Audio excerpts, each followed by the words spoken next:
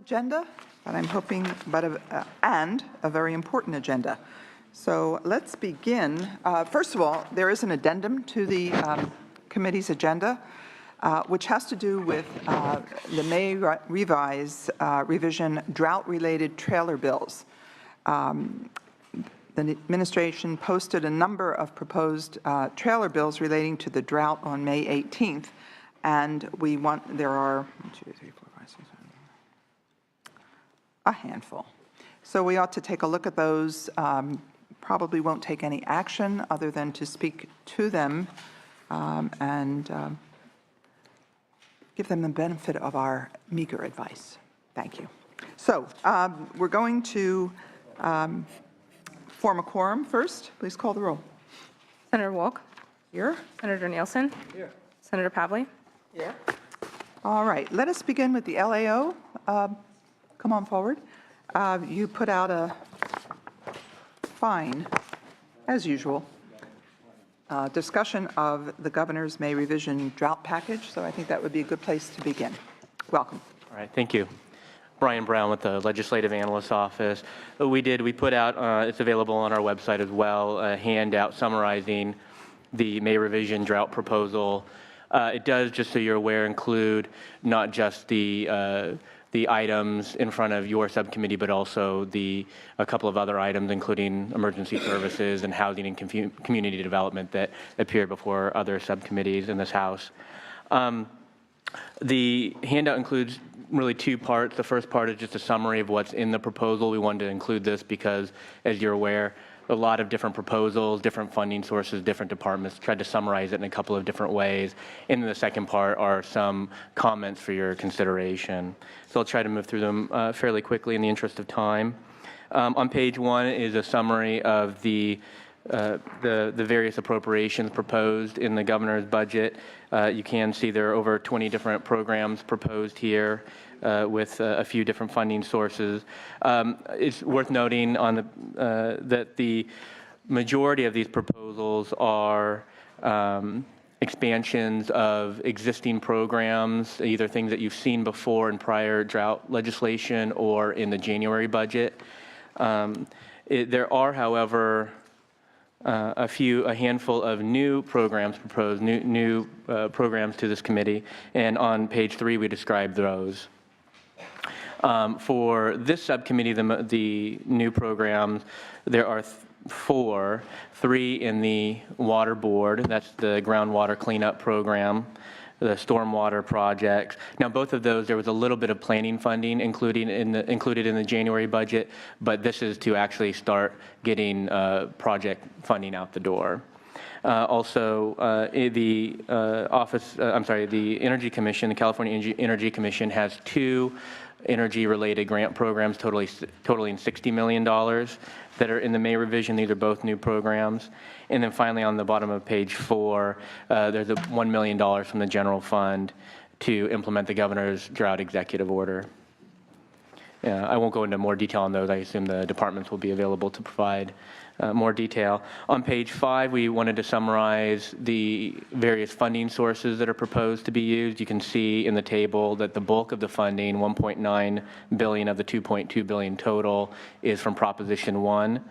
There is some general fund, about $130 million from general fund, and about a similar amount from cap and trade funds.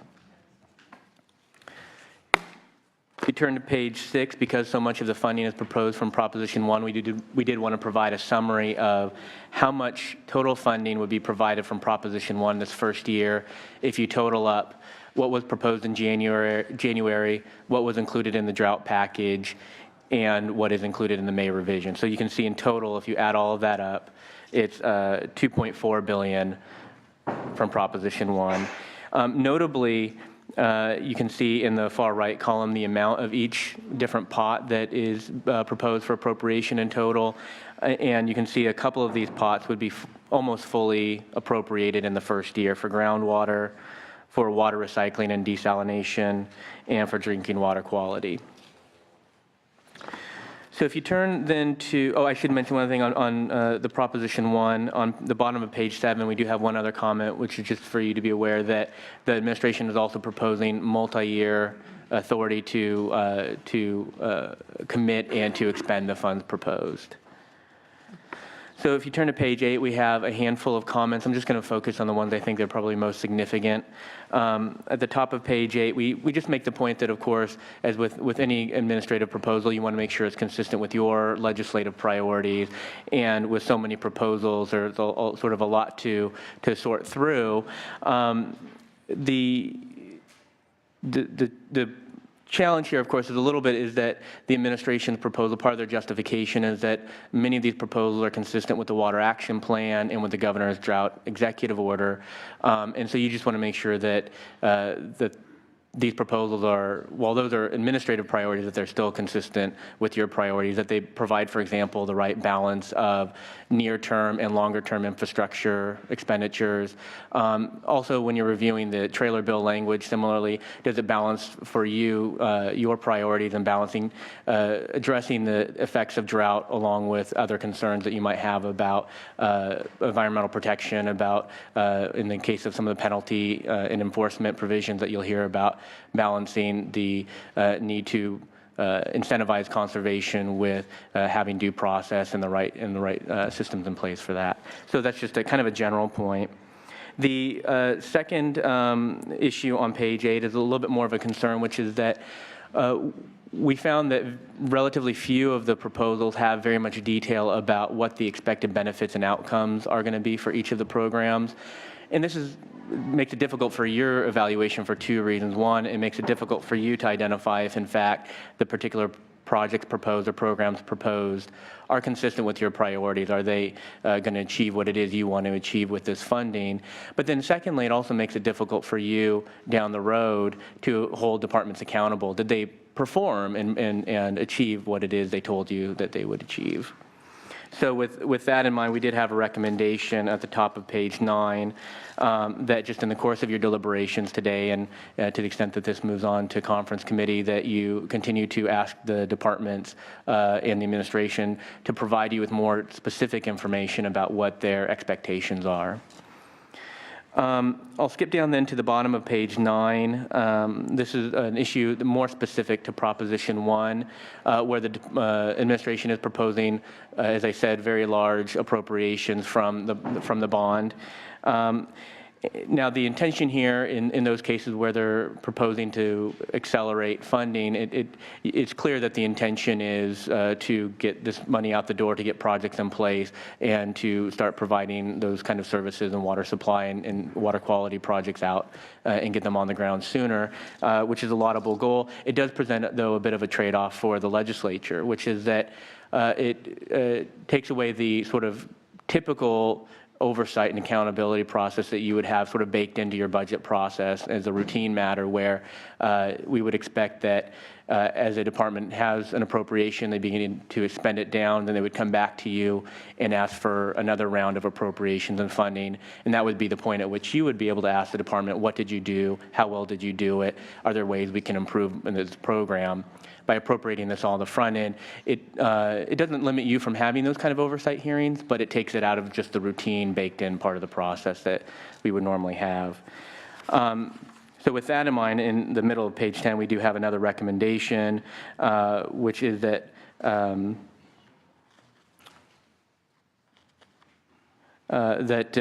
we recommend that the legislature direct departments to identify how much funding they expect to expend in the first year. You could appropriate that amount of money if you're comfortable with that projection, and then that would provide them enough funding to move forward without any delay in the budget year. Then they could come back to you in subsequent years as they need additional funding.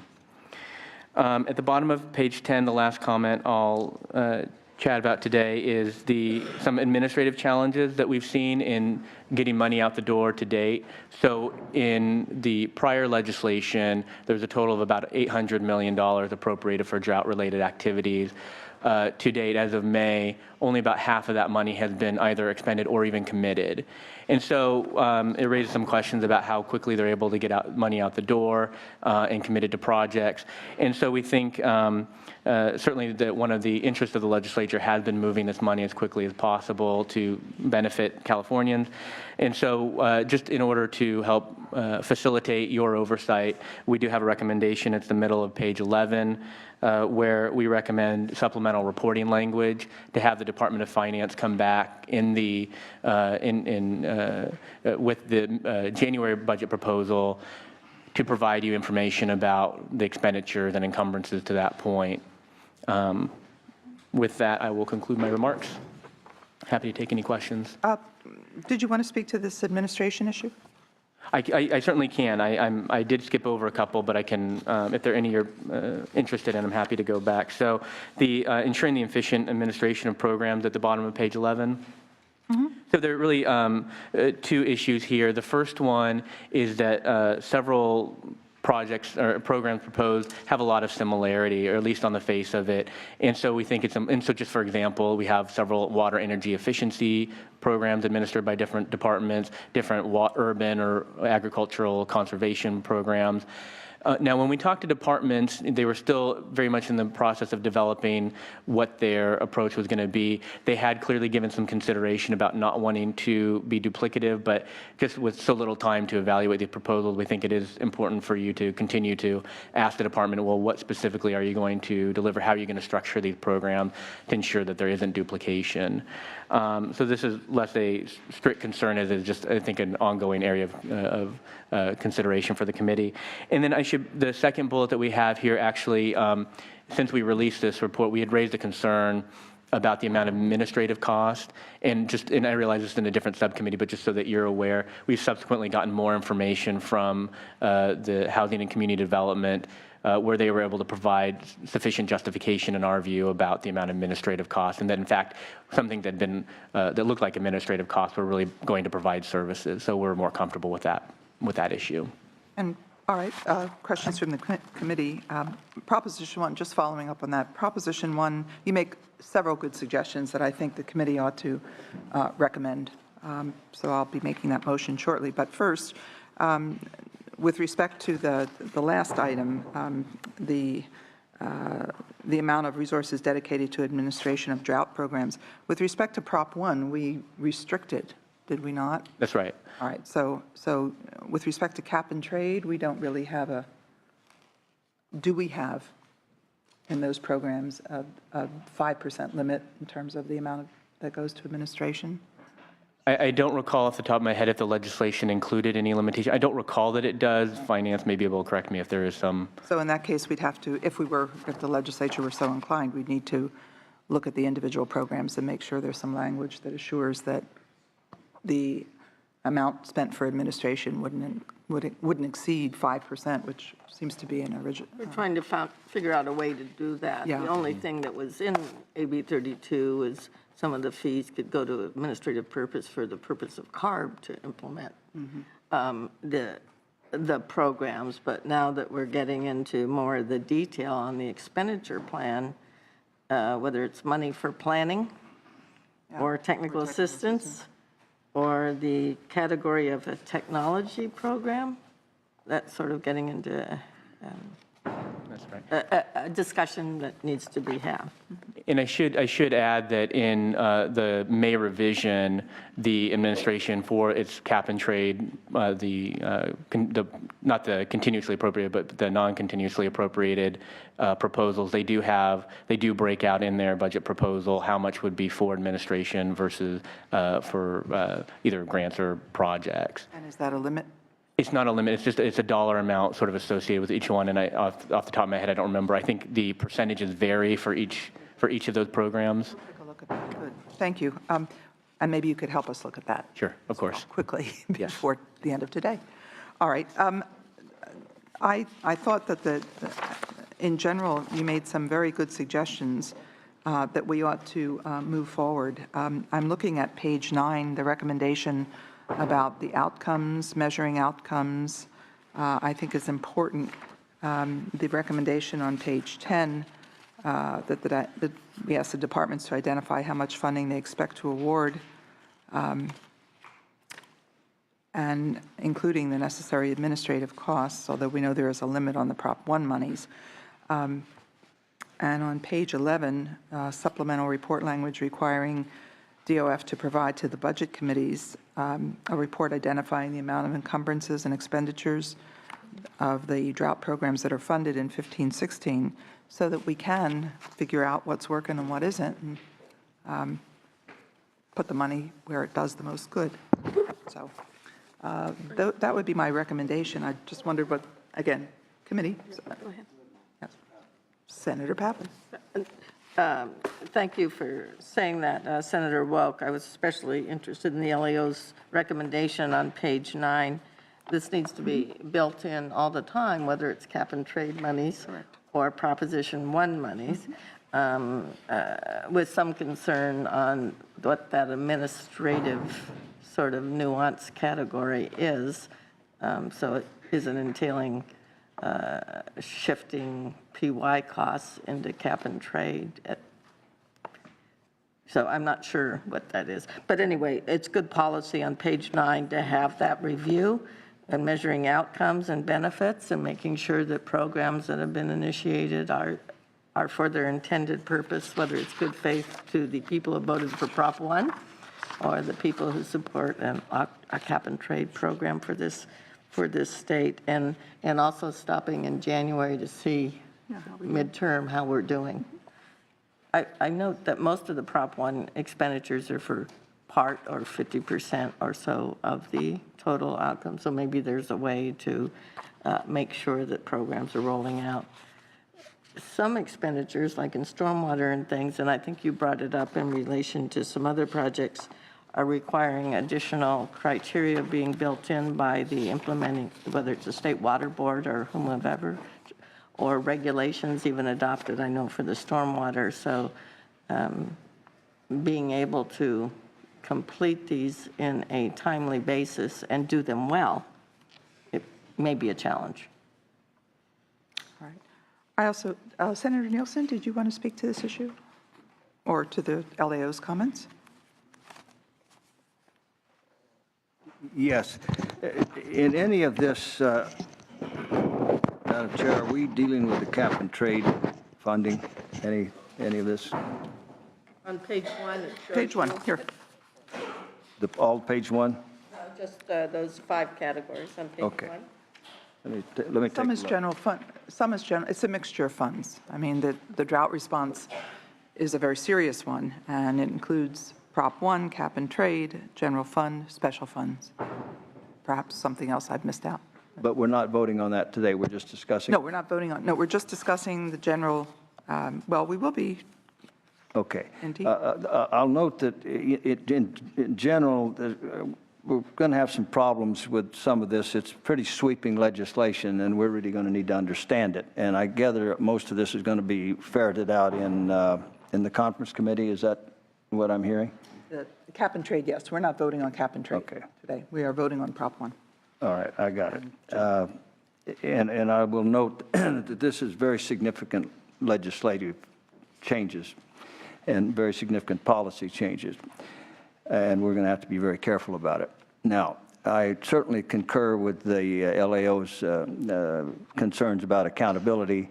The administration is coming here, it's pretty much asking for a blank check. You just give us the money, we'll do what we need to do with it. And we cannot allow that. So I appreciate the chair's and Senator Pavley's sensitivity to this, and I'm sure we can, incorporate that accountability that we need. Further, in terms of the trailer bill, I'd like to, in the drought funding, exclude $1.4 million for the Water Board's executive order.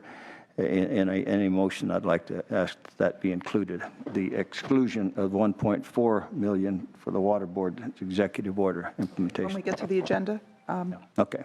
in a moment, let's just finish this and then hear from the departments about their proposals. The one other thing I wanted to say on page 6, the description of the January-May Prop 1 proposals and the percentages, you raised the issue of whether or not these really jibe with mesh with the legislative priorities. And looking at those, it seems as if they do. We're talking about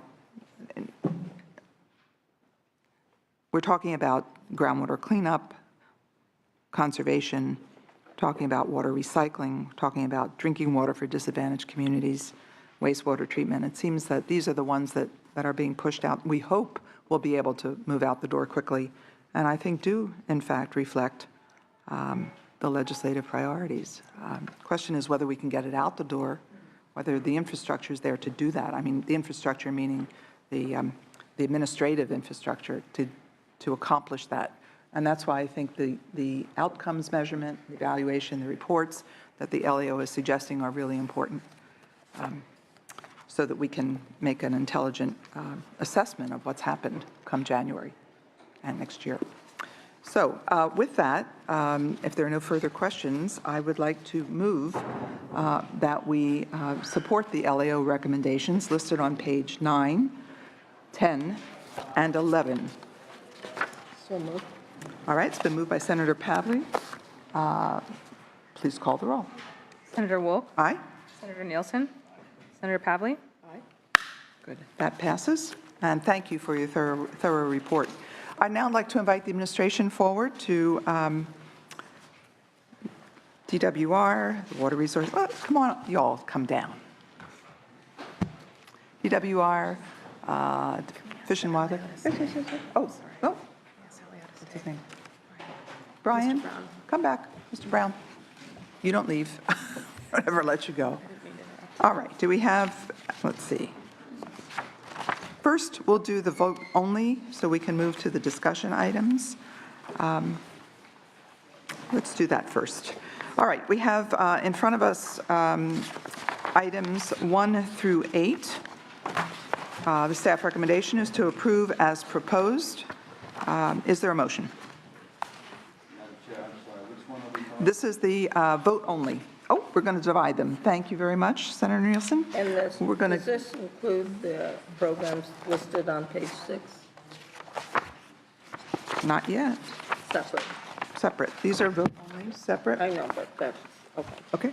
Madam Chair, I've asked for a split vote. You have indeed, and I see that right in front of me, and we shall do it in this order. First, the motion from Senator Pavley will be items 1, 2, 3, and 4, 7, and 8. So moved.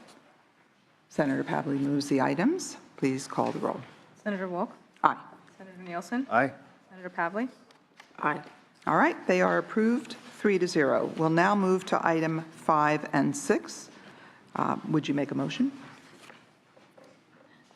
Sure. Thanks. Yes, I'm processing the next thing on the agenda, but yes. Okay. We need to go back and do 5 and 6. I'll move that. All right, thank you. Please call the roll. Senator Wolk? Aye. Senator Nielsen? No. Senator Pavley? Aye. All right, they are approved 2-1. Now let's go to the drought and Proposition 1 and welcome all of you. Who's going to start? You can all speak. It's just a question of who goes I'll first. just make an opening statement on behalf of the administration. Okay. Will Shopsman with Department of Finance. Okay, Will, welcome. Since the governor first declared a state of emergency in January 2014, the administration has worked with the legislature to appropriate approximately $1.9 billion to assist drought-impacted communities and provide additional resources for critical water infrastructure projects. As California is currently facing severe drought conditions for an uncertain duration, the May revision includes an additional $2.2 billion of one-time resources to continue immediate response to drought impacts. The acceleration of spending from Proposition 1 water bond, combined with new dollars from the general fund and cap and trade, reflects the administration's commitment to move quickly in responding to the drought. Funds will be spent as expeditiously as possible, while recognizing that in some cases, grant recipients need sufficient time to develop appropriate plans and local matches for the state funds. The state's emergency drought response is strategically guided by accelerating several of the key actions of the California Water Action Plan that will provide long-term benefits for the state. LAO has already discussed the funding for that, so I won't get into more details on that. All right, who's got this? Welcome, Mr. Cowan. Good morning, Senator Wolk and members. I'm Mark Cowan, Director of California's Department of Water Resources. Let me just quickly say that we believe this is a very aggressive package that's appropriate for the drought conditions we find ourselves in 2015 and beyond potentially. A number of different programs. We can get into any specifics that you care to. However, let me just say that I haven't run into anybody in this building that has suggested that we ought to move funding slower than possible. So I think we are all committed to trying to find ways to get this money out the door and invest in California's water as quickly as we can. Obviously, multi-year appropriations often bring up this conflict between legislative oversight and the flexibility we seek to move money as quickly and efficiently as possible. As you have heard before, one of our concerns, of course, beyond simply scrubbing our own processes and making sure we're doing everything as efficiently as we can within our departments and the administration, local agencies need time and capacity to prepare good proposals. While everybody's interested in moving money quickly, I can pretty much guarantee at the end of the day, after these monies are expended, there'll also be interest in what we got out of it, and we want to make sure that we invested wisely. So I hope there's accommodation either through additional reporting requirements or any other accommodations we can make to be sure that the legislature is informed as we move forward and we can come to agreement on how to proceed. Thank you. Thank you. Who's next? Tom Howard, State Water Resources Control Board. I think Mark summed up the general feeling quite well. Just a couple of quick comments about some of we have 5 accounts that we're trying to move money on. 3 of these are existing programs that we have relationships with already, and we have a lot of applications in, and we're ready to move on them. That's our safe drinking water, our water recycling, and our wastewater treatment. So we don't anticipate any difficulty getting that money out in really quick order on good projects. One of the accounts, the stormwater management project, Senator Pavley sponsored a bill to ask for the local communities to have management plans, stormwater management plans, and we're working on the guidelines. We've accelerated that, and we'll have them done before the end of the year so that we can start moving this money out quickly as well. Before the end of the year, you said, Tom? Yes, for the guidelines. And for the groundwater contamination, that's a new program for us. There's a lot of demand out there, and so we're trying to be careful about the guidelines. We're in a situation where you could probably soak it up with 1 or 2 projects, but of course we want to be sure we have lots of local partners and that it's used as effectively as possible. So we'll be working on the guidelines, but trying to get them out before the end of the year as well. And so we support the accountability and outcomes-based and look forward to any reporting that the legislature would like us to. I'm going to come back and ask you about the state revolving loan funds, but first we'll hear from Chuck. Could I go ahead and address that first? That'd be great. We did have one concern regarding the recommendation of the staff, and that is that they're asking for approved trailer bill language to allow the Water Board revolving fund loans to be matched Prop 1 in disadvantaged communities. In our guidelines, we allow state revolving fund loan money to be used for all communities. And so if you would strike in disadvantaged communities, we would prefer that, obviously, because if you limit it just to disadvantaged communities, that would slow down our ability to get out money in other communities that are counting on using the state revolving funds for the match. Maybe if you could explain a little the state revolving fund and where the money comes from so that people don't think that it's just it's not just a capped fund. I mean, it's not like it's a pie and we've suddenly... Sure. The fund is capitalized by the federal government, and it's been capitalized by amounts of 100 to 200 million for a number of years. In total, the fund has $3 or $4 billion now, and we loan that money out at half the GO rate to communities who are eligible for it.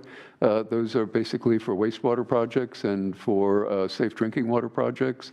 And since they have to pay the money back, we view that as reasonable, match for any grant programs. And so we would like to be able to continue that and not limit it just to disadvantaged communities. All right.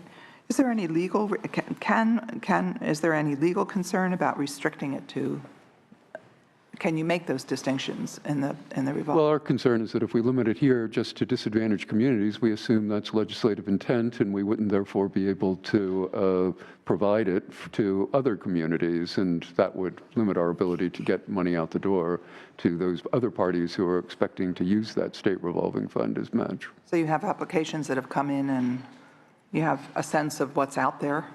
Oh, for the state, for the wastewater and drinking water, yeah, we do. We've been accepting applications for Prop 1 money since the beginning of the year. We have a large number of applications pending. We're aware that people intend to use state revolving fund as their match for the program. Okay, thank you.